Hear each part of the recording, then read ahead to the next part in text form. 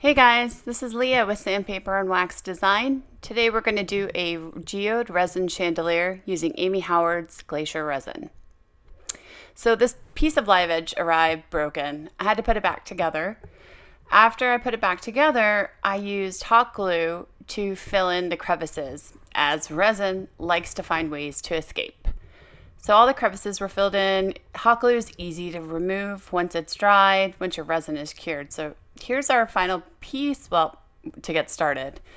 And we're going to use duct tape, Gorilla Tape, to go over the back to prevent the resin from pouring out.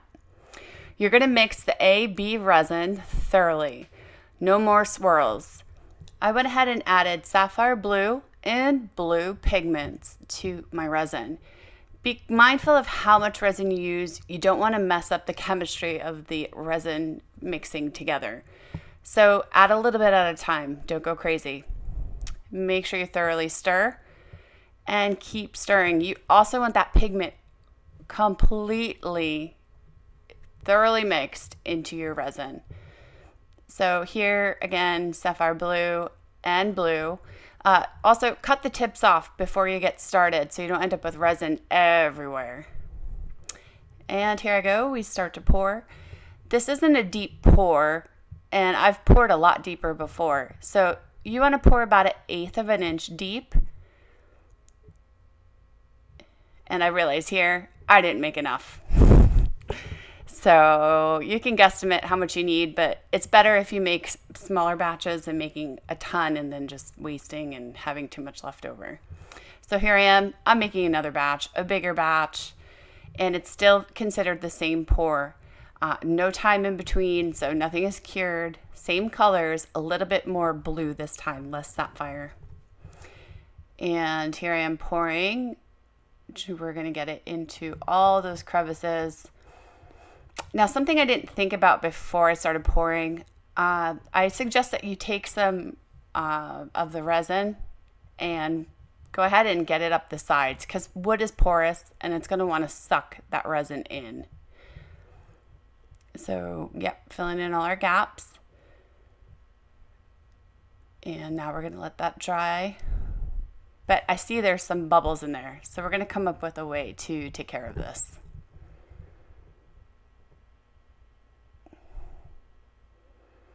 So I like to use alcohol for sometimes, it depends, especially when I'm doing a little bit deeper of a pour. I don't want to use a hot heat yet. I'll usually wait for the heat for the top. So while I'm pouring in layers, I use rubbing alcohol in a mister that I'll just gently spray over the top. I also found that Dawn bottles, power wash bottles, are awesome misters. So rinse those out, use them again.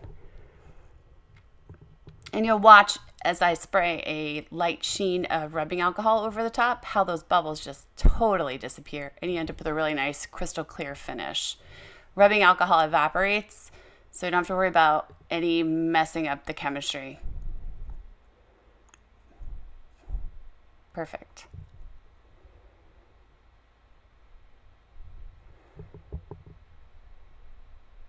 You also can use heat guns, but again, like I said, you want to use those heats for that top layer. I also like to use a scale if you don't want to measure out your resin because you're using equal parts. As I get going, sometimes it's just easier to use a scale, especially as I'm starting to make more quantity. So this is considered the second layer, and this is the next day. I let that resin cure overnight. So now it's already dried, it's nice and hard. I made my batch of resin, and I've decided I'm going to break up the resin that I poured. I'm going to do one blue, and then I'm going to do one with that Peacock blue. And I added some mica powder in there. So before you pour on that, for the second pour, after you've let it cure, you have to sand. There needs to be some kind of tooth that the resin can adhere to. Otherwise, there's a good chance that that second layer could just flake right off. So get in there, use 80 grit sandpaper and make sure you give yourself a good surface. I know it's scary when you're sanding and it looks terrible, but I promise you it'll adhere nicely and you won't even see the scratches from scuff sanding. So focusing on sanding, getting those areas ready. Really important that you get into all the edges so we don't lose the grip.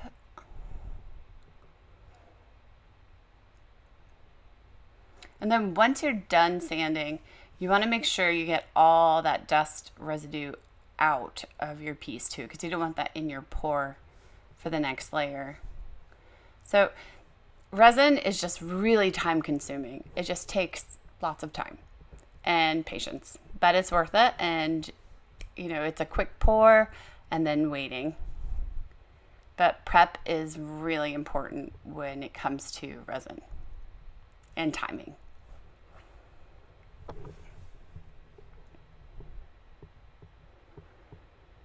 So if you can't get into some of those really small holes, you can use paint as a binder for it to bind to.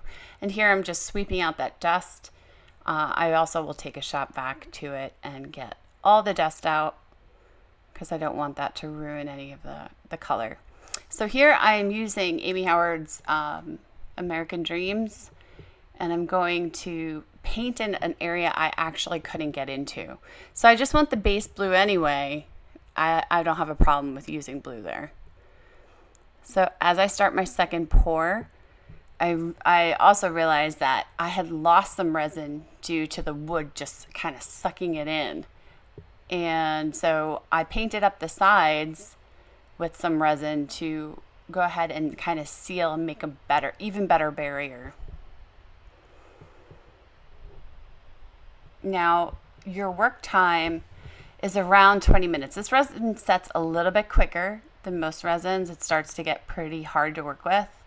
But here I am using our Peacock blue with some mica dust, the diamond dust, really pretty. I'm trying to make that outer layer of the geode.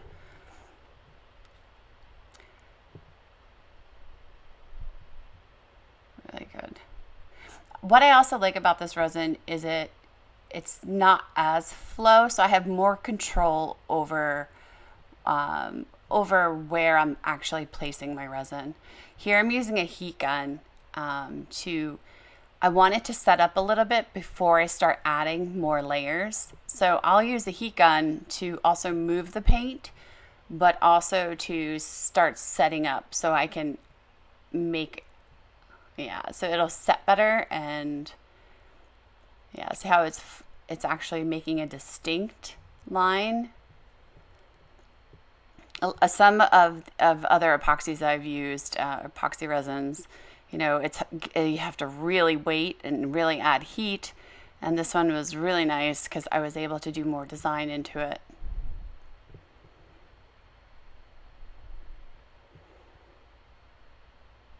So you definitely want to have cups, as many plastic cups as you can. You want to be able to mix as many colors and play.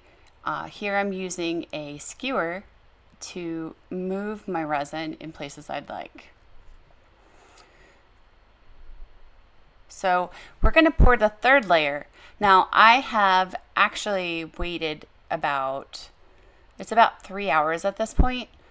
I don't want it to cure, but I also don't want it completely soft because we're going to add some glass into the center for the geode.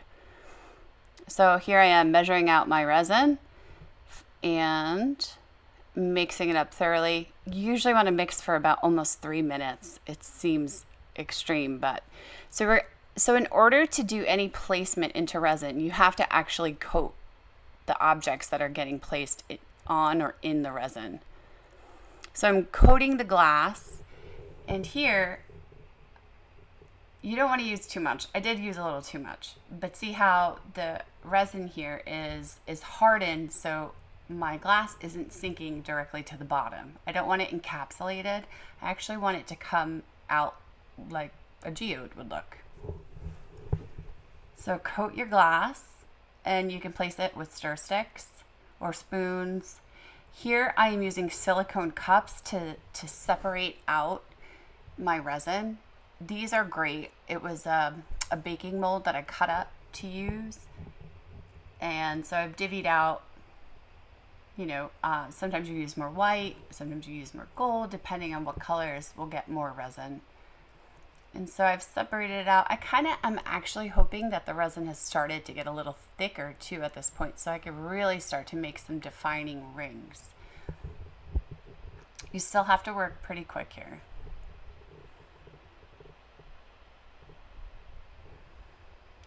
And I also got this little placemat from the dollar store. They're awesome to use for resins. It doesn't stick, pops right off.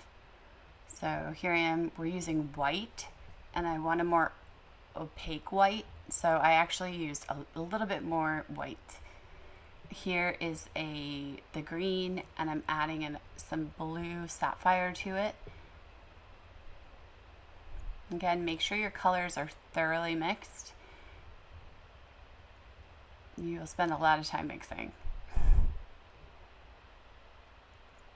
Here I'm using gold mica dust to create a gold layer, and I'm not actually using any pigment at all. So this is actually how I learned to do epoxy resin, is by using powders. So this for me is actually the first time I've used liquid pigments.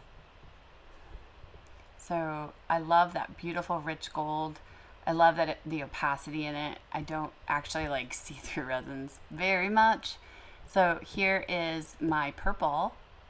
And I decided I wanted to have a little shimmer to that purple. So I added some pewter, a couple more drops of purple, and then I'll add pewter to it too.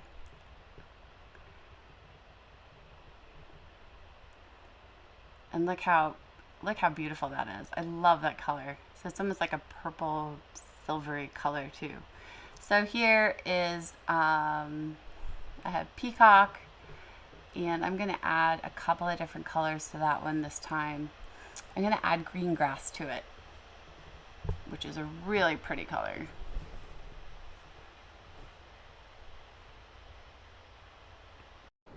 So by adding the green, I created a really pretty teal with the blue. So making sure your colors are thoroughly mixed. And now I'm going to go ahead and add some white. I love the white. And don't worry if it's not perfect. Resin's really forgiving, and there's tons of time to fix any pores, and you can move it, with a hair dryer or with a heat gun. Careful with the heat gun though. You don't want your piece to crack, as it does heat up as it starts to cure. So here I am, I felt like I added just a tiny bit too much white, so I added some blue back in. I always have more of the base color, just in case I want to get back to that blue. So again, you can move the resin around with tongue depressors or stir sticks, toothpicks, and I decided I also wanted to add some more crystals to it, or glass. So again, adding more glass. And so here I added a pigment powder, Amy's Strasburg white pigment powder, to my white. I wanted it even more opaque. I felt that it was just a little too translucent. So adding in some more white to make a little bit thicker of a color. And here I used white alcohol ink, which is so beautiful, and how it just kind of disperses. Now you can control how it disperses by using that heat gun, and it will zap the alcohol out that causes that fragmenting. Here I went around the crystals with that purple, so it actually looks like a real geode. And I love how that pewter purple really just shines. And you can manipulate your paint, your resin, excuse me, with your heat gun. And I put my heat gun on a like a dimmer switch, so I can turn it up and turn it down, because this one doesn't offer that. So in here I went ahead and put some gold around and just drizzling it in as if you'd you'd see how a cracked geode has that really beautiful line of gold in it. The sky is the limit. Just for this one, it's a custom order for a client, and they love geodes. So, and I helped design their living room, so I know the colors in their house. So this was a perfect match. But have fun here. Resin is just gorgeous in its own, and it's an opportunity to mix different colors, try different patterns. And again, it's forgiving. If you feel like you didn't get the right pour, give it a couple hours, and then you can, while it's still intact, pour again. So the reason we didn't have to sand for this last layer here is because we poured while it was still tacky, before it had cured, before the time had passed. So, but once you get past that point, you will have to scuff sand. So again, it doesn't peel up. But here, we poured just in time. Do you pay attention to the time as you're pouring? And you're going to start to notice your resin start to get pretty chunky, and that's when it's time to call it quits. So here I'm just making my design, my pattern. What's even more beautiful about resin is even as it cures, it changes. So it's never final. And then here again, my alcohol inks. I think they're so gorgeous. And then just skirting it away with a toothpick or a skewer. I can't stress enough, get silicone cups. They are a lifesaver, and it's kinder to the planet, less waste, because the resin will pop right out of the silicone. When you're using plastics, tossable plastics, it gets to be a lot, especially if you're mixing a ton of different colors. So here I'm adding in that blue-green.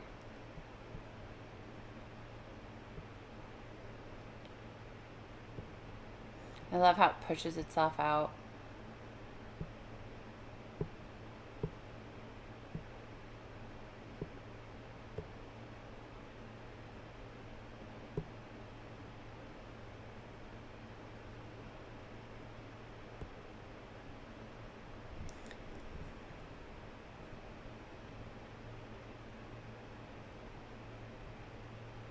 So for a full cure, I wait 24 hours.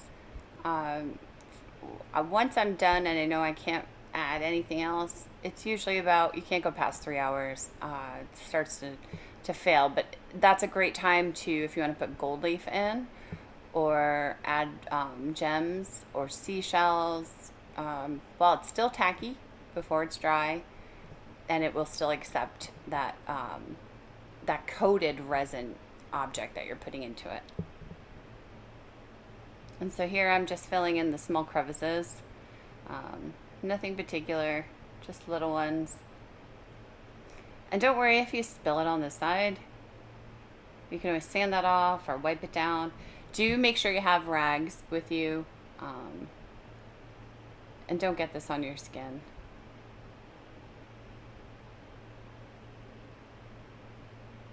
Alcohol ink, white alcohol ink. Oh, I just love it.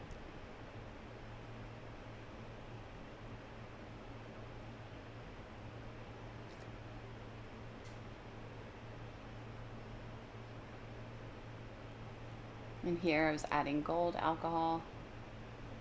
So I wanted to bring up the cure times for how thick things are. So I, for fun of it, made a resin bowl.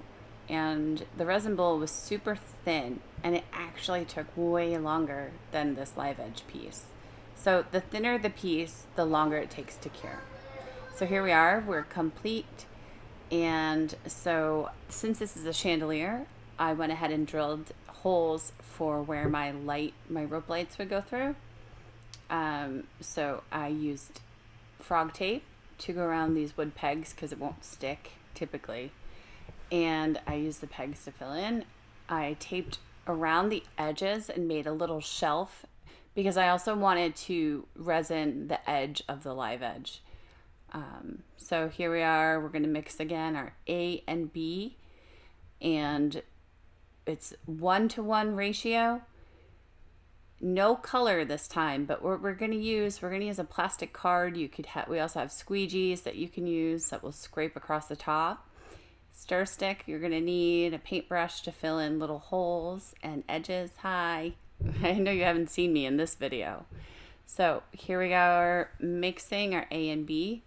And I'm mixing a lot because I'm doing a surface area and the sides. And this is the end. So whatever I have left, I am going to go ahead and I made that resin bowl. So here I go. You're just going to pour. We're not pouring over the resin we just poured. So I don't want to scuff it. I don't want to pour over it. I'm literally just going around the top. What's nice about this resin, it's not as flowy as a lot of other resins I've used. So it's great for casting. It's great for actual artwork. But this is perfect to go ahead and do that top clear coat as I spread it around. So I'm actually going to end up doing 2 applications of this coat. So while it's still intact and still not hardened, I'm going to come back and do another pour coat on top of it. Pretty thick though. I'm letting it scrape off to the sides so I can get the edge also epoxy resin. That way the edge doesn't come off, because that's one of the prettiest parts about live edge is actually having that bark on the exterior. So just moving it around, and you see, like I did sand once I was done pouring. I did sand back the piece to get off any excess resin. I used a razor blade to cut back any of the hot glue that was in excess, and that way it wouldn't be in my pour. But so I know some of you were probably like, oh my gosh, she's got resin all over the place when I was pouring. Again, super forgiving. Once it's cured up, you can sand it off or cut it off. But here I am just going over the edges.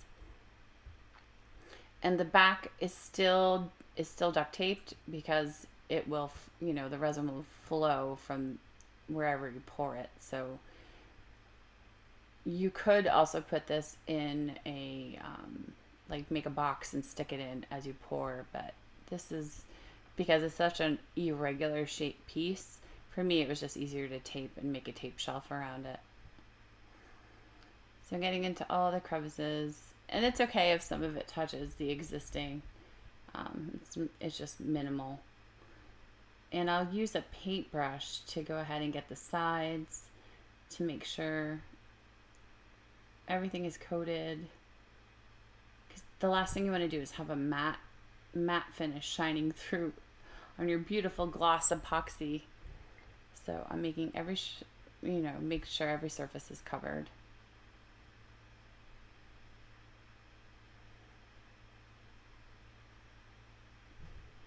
So this took about,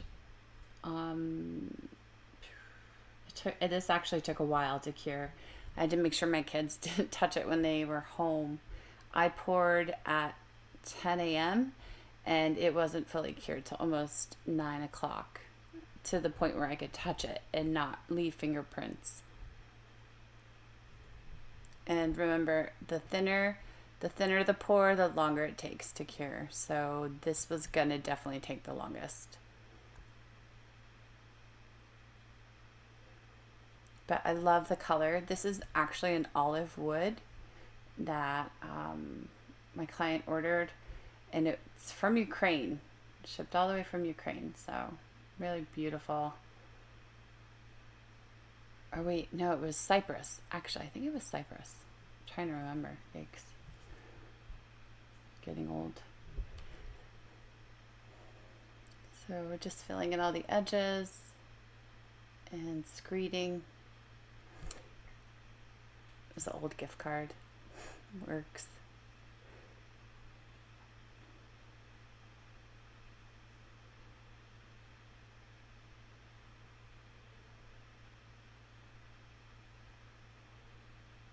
Love that beautiful color too. Ta-da! Okay, so now we're finally all cured. and I tried to take off the frog tape. So it came off the sides, but it wasn't coming off the bottom. So I had to use a razor blade, but it wasn't too bad. They do make a tape called tack tape that works really well, but it's on the pricey side. But I had frog tape from painting, so this worked for me. Masking tape on the sides, bad idea. That stuff is brutal to get off. So I would either use a painter's tape or a duct tape, or painter's tape or frog tape. And here she is, our final product. Thank you so much for watching, guys.